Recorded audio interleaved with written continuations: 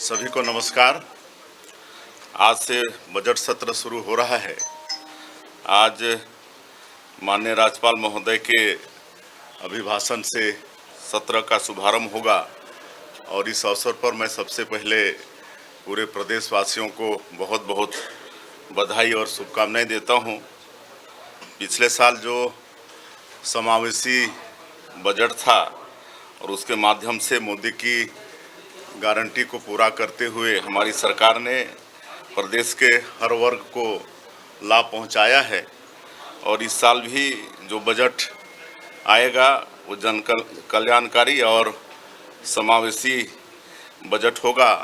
हम इस नए बजट में अटल जी के छत्तीसगढ़ निर्माण के संकल्प को पूरा करेंगे।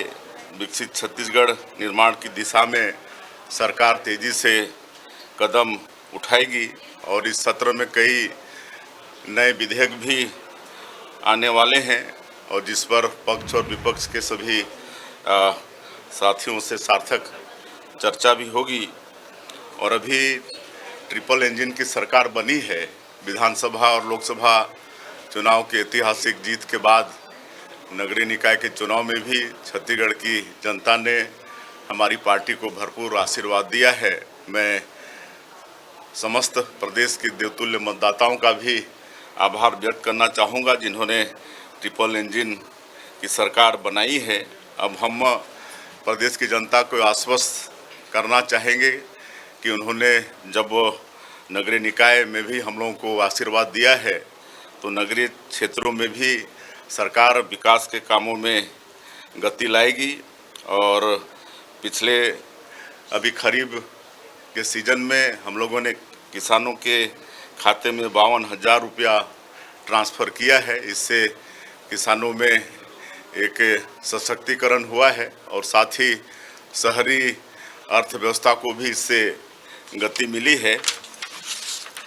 और 70 लाख माताओं को महतारी बंधन योजना में हर महीना 1,000 उनके खातों में भेजकर महिला सशक्तिकरण का काम भी सरकार कर रही है। सवा साल के सरकार में 12 किस्त महिलाओं के खाते में जा चुकी है और हमारा ये प्रदेश राजकोषीय अनुशासन के मामले में भी पूरे देश में अग्रणी राज्यों में है। हम लोग जीरो टॉलरेंस की नीति अपना रहे हैं, गुड गवर्नेंस को भी अपनाए हैं और सरकार खर्चा में भी मितव्ययता कर रही है।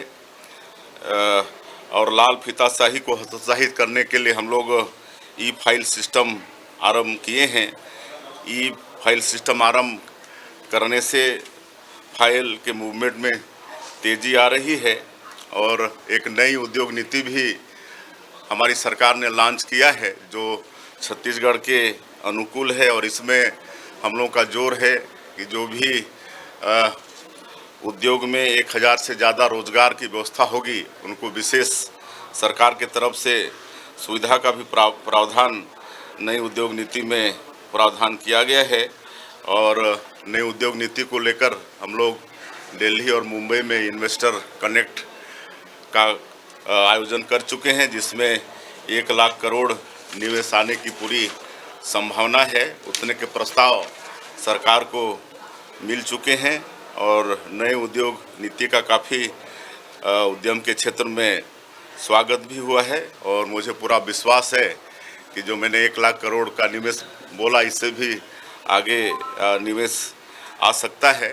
और हमारा जो प्रदेश में सरगुजा और बस्तर जो ट्राइबल बाहुल संभाग है, एरिया है, उसके विकास के लिए विशेष सरकार ध्यान दे रही है। उसको दोनों संभाग को हम लोग संवारने के लिए विशेष काम कर रहे हैं।